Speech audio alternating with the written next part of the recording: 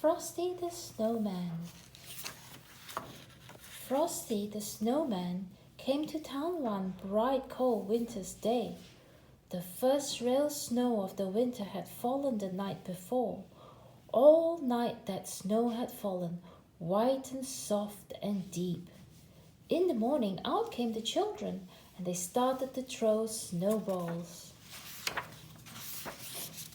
Round and round the snowy yard, and there was a great big snowball. Round and round the yard again, and there was a medium-sized snowball. Round and round, and there was a little snowball, just the right size for a snowman's head. Billy ran home and brought 2 bits of coal to use for the snowman's eyes. Sally gave him a button nose and a funny corncob pipe. Tommy brought floppy galoshes and a scarf for the snowman, and Joe brought him a pair of old red mittens to wear. "Now we need a hat," said Sally and Joe. So they all began to look around. Sally found an old cap, but it didn't look just right. Billy found a battered felt hat, but it still didn't seem right.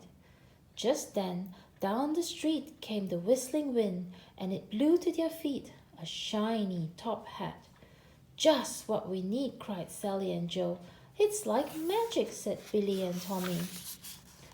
It was Tommy who picked up the shiny top hat and put it on the snowman's head. Sing! Tommy's hand sprang back with a shock. "It is magic!" gasped Tommy.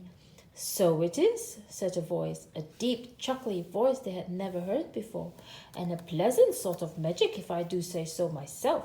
"It's the snowman," whispered Sally, and so it was. "Frosty the Snowman at your service," said he, and that's how Frosty the Snowman came alive. If you had never had a snowman for a friend, you can scarcely imagine all the fun those children had, for Frosty took them coasting and never had their sled slid so swiftly and so far. Frosty helped them build a snow house and never had blocks packed so firmly and well. They all went ice skating. And the magical part was that while they were with Frosty, the children could stay out and play in the snow and never get shivery cold. Was it Frosty's warm heart or his magical smile? Whatever it was, they thought it was fine. Each morning when the children came out to play, Frosty had a wonderful plan all set. One morning he said, "Let's go shopping today. I've never seen a store, you know." So they all joined hands and away they skipped, off toward town where the shops stood in rows. It was fun showing Frosty around, for he thought every window was wonderful.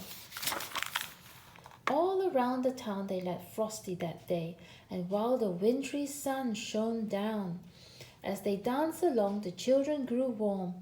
They pulled off mittens, they pulled off scarves, they opened top buttons on their winter coats. Even Frosty began to feel warm.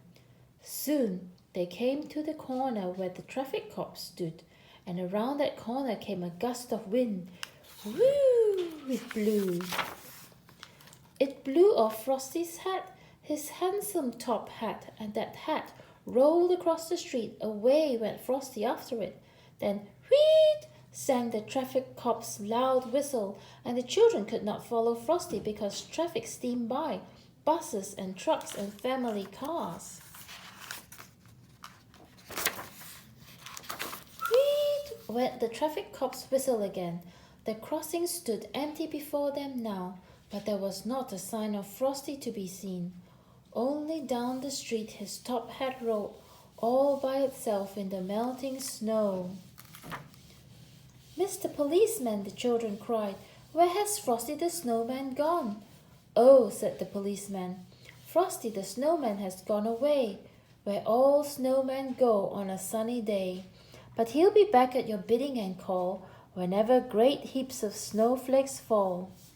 And he will. The end.